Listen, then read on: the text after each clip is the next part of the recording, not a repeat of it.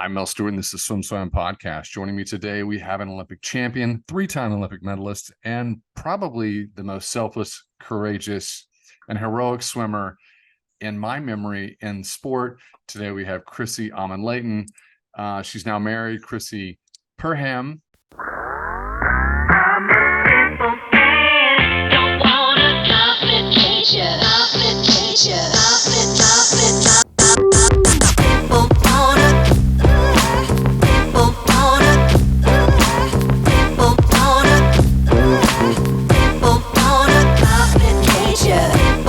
Is it correct? Perham. I messed it up. Perham. It's Crissy Perham. Perham. Okay. You know what? We were on the Olympic team together. Yeah. We're friends for a long time. It's hard for me to get this straight, but you know what? We wanted to have you on for a long time because you answered the call from the Franklin family for a kidney donation, and it's been one of the biggest stories of the year. I wanted to have you on, and thankfully this weekend you're going to be doing an open water swim in the Florida Keys, the Alligator Lighthouse swim to raise awareness for living donorship. Yes. So thanks for being here. Yeah, thanks for having me, Mel. It's I would like to talk about this right now and put some context into it. I'm sure you know some data points better than I do, but based on my research, there are 100,000 people on the wait list at all times. 13 people they die every day because they can't get kidney donations. Is this, I've gone back in, I've read the media, I've read a lot of great features on this story, and I can't imagine what it's like, but could you take us to that moment when you saw this call for support and help from DA Franklin, Missy Franklin's mom, and you're like, I'm doing this? Yeah, so I had gotten off social media for a while, but I'd gotten back on, and I had connected through the way swimming family is with David Arlick, who I've never met in person. But that's the way the swimming world works. And he's very good friends with the Franklins, and he reposted her DA's, reach out letter, like, hey, we're kind of reaching the end of the rope here. Is there anybody that would be willing to be a living donor? And I would have never seen that if, one, obviously social media, two, if I hadn't connected with David, because I didn't know the Franklins. But there was something about reading that I was like, I'm going to explore this. And now I'm the person that literally only takes my kids to the dentist 2 times a year because I want to be a good mom. I hate going. All the hygienists know it. I was sick with appendicitis for 5 days before I went in and had to have emergency surgery because I hate going to the doctor. And yet I literally, from the beginning, I was like, I'm going to totally find out about this. So yeah, I just was moved, and there is no rhyme or reason of why. And for a long time, I just did it with only Charlie and I knowing, and obviously the doctors and the people that put it on, but I didn't tell the Franklins. I didn't tell my kids. I didn't tell my best friends, so it was quite a journey. There's a lot to share here, but let me just take a step back. My impression of you, because I've known you most of my life, was that you were fearless, and you're like, oh, I got this. But the way you're describing it, you're someone, you do not like the idea of surgery or doctors. Right. That's a surprise. Yeah. And it's to literally plan for months ahead to have someone cut you open and take a part of you out. Like, based on pretty much anything else as an adult that I was doing health-wise, that would have been the last thing I would have ever done. Yet, as I'm being wheeled out of, the prep room, going to the surgery, Charlie looked at my heart monitor, and my beats per minute were still like 52. And he was like, okay, this is what she's wanted to do. She's not even scared. So it's meant to be. And just correct me if I'm wrong, but you had not met Dick Franklin, Missy's father, until you were wheeled by, prepped for surgery. That was the first moment, and you're looking into his room. That's real. That's not just so weird. I wasn't going to tell the Franklins that it was me. I really just kind of wanted to do it, and I felt compelled to do it. because of Swim Family. And I don't know what was, that's what my heart wanted. So then I had a really great conversation with our nurse counselor. And she was like, you guys have all this history and you have all these shared friendships. If you want to have it private, but just between you guys and the Franklins, maybe do that. And I was like, I think that's great. I would actually really love to get to know them. So we had a Zoom, and then Dick and I talked on the phone maybe a couple times other. And, I just really felt like, oh my gosh, we were connecting. We're totally on the same page. He is such a wonderful man. DA is so wonderful. Missy's so wonderful. Like, let's use this as a platform to talk about being a living donor. So I never got to see them. I think maybe sometimes they do that just in case you change your mind, you don't want any hard feelings, whatever. But as I was rolling out, I saw him and I was like, wait. And they kind of like scooched me back. And that was literally it. That was the first time. Yeah. And I didn't get to touch him until and then I finally went in and got to touch him and hold his hand and hug him like the next day after the surgery. Yeah, the most moving thing that I think he said was like, thank you is not enough. It pales in this moment for what you did for him, and it just gave you a hug. And we're very close now, obviously, like we've really become friends and family. And we check in all the time, and he tells me about him, he's out there kicking butt, working out at the YMCA. And I did the Camino de Santiago this summer with some other swimmer friends, and we're always like bantering back and forth. But he did send me a dozen roses. They look a little rough now for my kidneyversary. So, and I know that it's meaningful, and I'm happy that I did it. But sometimes I even get emotional more thinking of Missy having more time with her parents, who she adores, and that her and Hayes have Kate. And now Kate, who shares a birthday with Dick, which is an amazing coincidence, she gets to be living in the same town as them, and they get to spend time together now. So for me, I feel like, I love what I did. I wish more people did it, and that's why I talk about it. But I know I've made a difference in Dick's life, but I've made a difference for Missy and Hayes and Kate and Dick's family, brothers and sisters.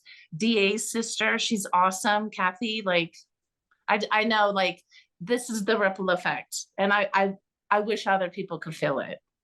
Well, the NBC did a great piece. They produced a great piece on this story for on their Chasing Gold series, and it was I think they did an excellent job in 8 minutes of laying this out. But it really is, if you and I are of a certain age, and you start to think about what's it gonna be like in the autumn of our life, and you're thinking about being grandparents, and to know that wasn't going to happen for him. Right. That becomes vitally important. You start looking forward to it, and it's but you gave him that gift. And I had a very close relationship with both sets of my grandparents, and love that intergenerational relationship and really believe in that. And Kate will get that. Should go now. And so, just as an aside, you did the Camino, and for people who don't know what the Camino is, that's northern Spain, correct?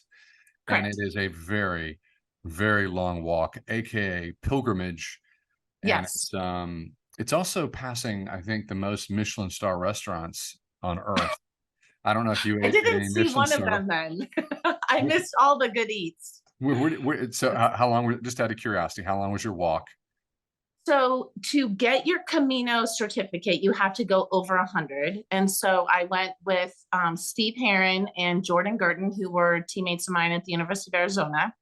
We started in Ponferrada, and over the course of 9 days, we walked approximately 140 miles, but for sure, probably more than that. So 140 miles in 9 days. We had a couple days, including my 53rd birthday. We did 18 miles in one of the days, in a couple of the days, but on my birthday, we did 18 miles. It's something, it's something that's top of mind. I was just in Spain. I've been to Spain twice in the last year, and my wife's like, we're doing the Camino. And so the fact I that you sit totally down and recommend like, it. I did it. Charlie and I want to do it. I have another friend that he and I have been talking. He was a football player at UTEP, and we have been talking about this for 3 or 4 or 5 years or something. Like, this is totally in our bucket list. And um, I'm in a thread with a bunch of U of A swimmers for college pick'em, and someone said something about blah blah blah training for the Camino, and I was like, oh, "You're doing the Camino," and that it, when you get that opportunity, and also like I think you and I, because our Olympics were in Spain, like I really obviously have fond memories of being there. And so that's another reason why Charlie and I want to go back. It's a gorgeous country. They got And so friendly and so wonderful, so beautiful. Like every day we would wake up and take pictures and talk about, the people that we met, or the people at the Alberts, the people at the restaurants trying to practice your Spanish, and they would, laugh and practice their English, and you'd have this wonderful banter. Yeah, we ended up being over there for, I guess, a total of like 12 days. And it was amazing. We still all text back and forth and like, can you believe we did that? great country, great healthcare system. I think the best, most liberal and supportive of women's body autonomy and of any country in the EU. And now Something, we've gotten to see that in action because of the World Cup and the infamous kiss. yeah, it was a lot. But the interesting thing is that you walked out, you're a donor. You came in, you were recovering fast, and you right after this surge, you walked in, and he's like, you're doing better than I am, and you're like, I'm an Olympic gold medalist. Right. I thought that was awesome. Like it's not like the blanket safety net, because you can still, it doesn't give you immunity if you get cancer or lose an eye or whatever. But I did feel like there was something in my brain. I feel like, well, duh, like I'm going to give a kidney and I'm going to feel like $1 million, like, because that's how I roll. Like there is a mentality there that doesn't go away from us, I don't think, sometimes. So the point is, you did this, and you also did a 140-mile walk. You recovered. oh my gosh, so on as a slight transition here, not only did I do this giant amazing pilgrimage that was very rigorous, and really there was a lot of stamina involved in training, I'm getting ready to do an open water swim to talk about kidney awareness and being a kidney donor athlete. So I'm excited for that. So Florida Keys it's on Saturday, Alligator Lighthouse swim. Is that correct? Correct. And Correct. I don't know much about the swim. A lot of people talk to me about it. Friends do it, and they're like, they do it for a charity. Tell me Yes. about this open water race. So they've had the race for a long time. It's put on by the company is called Salty Sports Society. We've already done a little webinar to kind of break us in. It's 8 miles, 4 miles out to this lighthouse, which they, Isla Morada talks about it as their Statue of Liberty. They raised a bunch of money to renovate it and keep it safe and everything. So you go 4 miles out, you go 4 miles in. Charlie's going to be on a kayak the whole time, but we're doing it with 5 teams of 4, and we're all kidney donors. So we're going to do it as a relay, because God forbid, 8 miles. I mean, I'm good. I don't know if I'm that good, You're a but I sprinter. can do it. But I can do a mile and rest on a kayak. And You swam 100 fly and 100 free. You get a gold medal in the 4x100 free. You're a sprinter. I'm not putting this in the context. It's like 8 miles would be too much. 8 miles. I think I would be reaching here. And I heard there's a ton of jellies, which kind of creeps me out. I don't know about you, I like the black wine. Like not a big fan of open water necessarily. But I do love that we're raising awareness for living kidney donors, because you can be a kidney donor and then go climb Mount Kilimanjaro, which they just had a group do that last year. I don't know if I'll be doing that. but you can go out and do an 8-mile race with a bunch of friends and relay swimmers. You can go hike the Camino. I do CrossFit. I walk my dog. I just got done helping with a home renovation. You know, being a kidney donor doesn't mean like now your life will be diminished. And so, yeah, 8 miles, am I excited about it? I wish it was, you know, a dash for cash. That would be way more fun. It'd be a lot more fun. If anybody Right, I listening, could throw down a 50, no problem. anyone watching this video now on YouTube or catching us on the podcast download, if they want to support you and support the swim and support living donorship, where can they go? So I did write a little bit of information down. I would love it if, first of all, social media is where a ton of people get their news and a ton of people get information. I get it. If it's not on the forefront, I don't know if people would Google, hey, what's it like giving a kidney or whatever. So I would encourage people to follow on Instagram and Facebook, American Transplant Foundation. That is a nonprofit that helps donors and recipients for kidney donation, liver lobe donation, which you can also do as a living donor. I would go there first. I would also, if it's intriguing to you, to have the mashup of athletes and living donors. KidneyDonorAthletes.org has a website. We are also on Facebook and Instagram. But I think if it's something that's intriguing to you, you should just ask around, because since I've done this, I've had people, there's a local bar in Tucson called Bob Dobbs, went in one time and someone's like, hey, I heard you donated a kidney. You know, so-and-so over here has been on the donation list for 10 years. I didn't know that. People don't talk about it.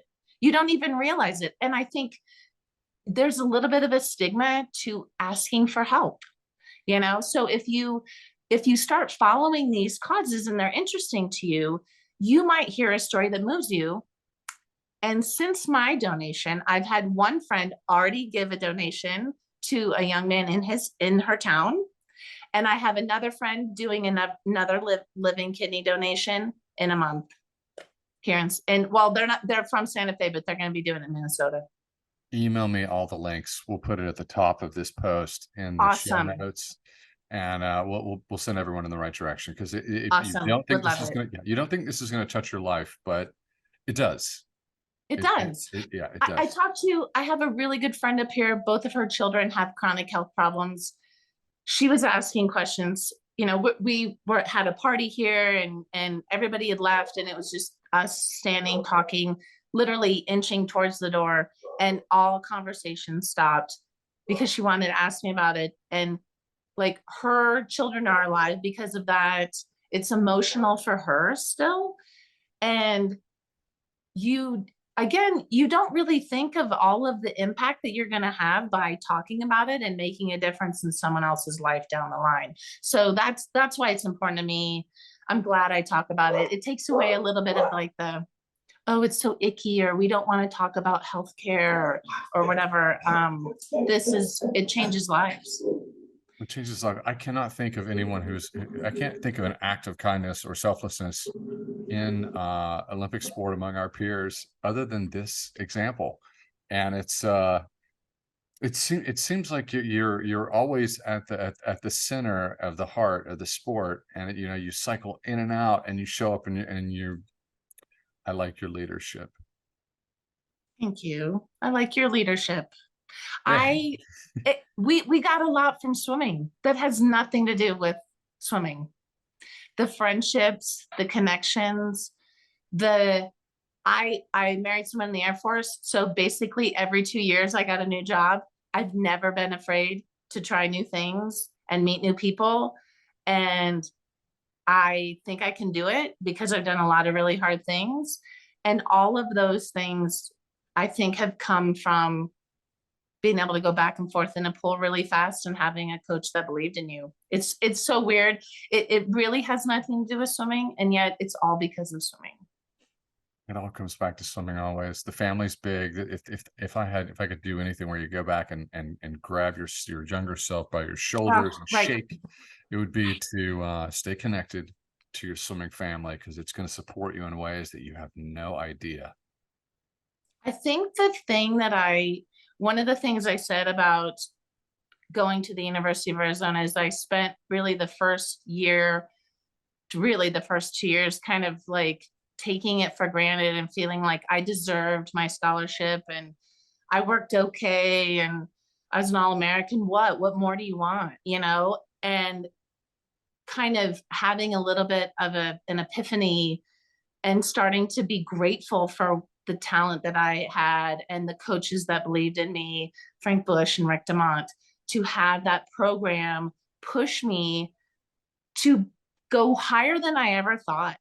And I said to someone, I spent the first 2 years not being very appreciative, and like the next 35 being thankful every day. And I try to tell people all the time, I'm so thankful that I went to Arizona. I'm so thankful for USA Swimming. For example, this is how small the world is. Matt Farrell was one of the team managers when we were on the national team.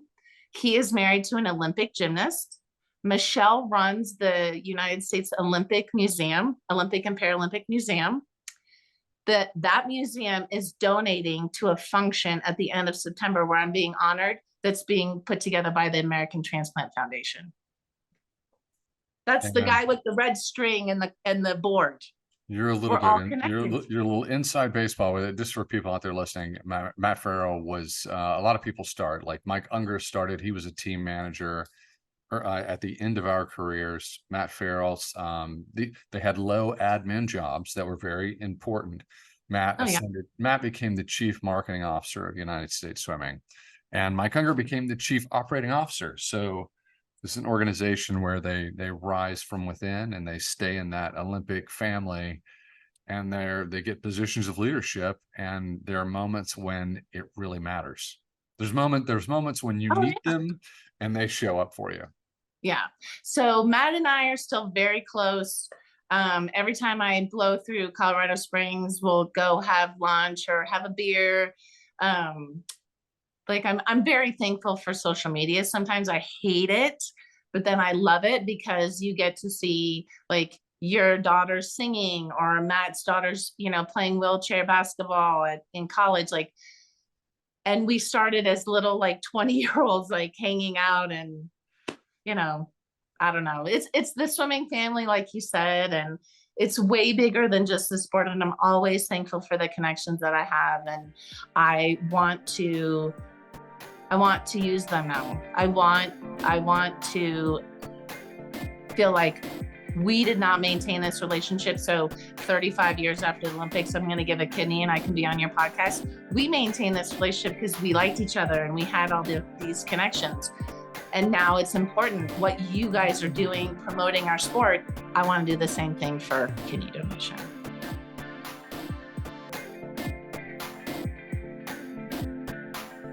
You've been listening to the SwimSwam podcast. Stay tuned for new episodes every week. You can take SwimSwam podcast on the go by subscribing on your favorite podcast platform. Look for links in the description below, and be sure to subscribe to our YouTube channel for more videos as well.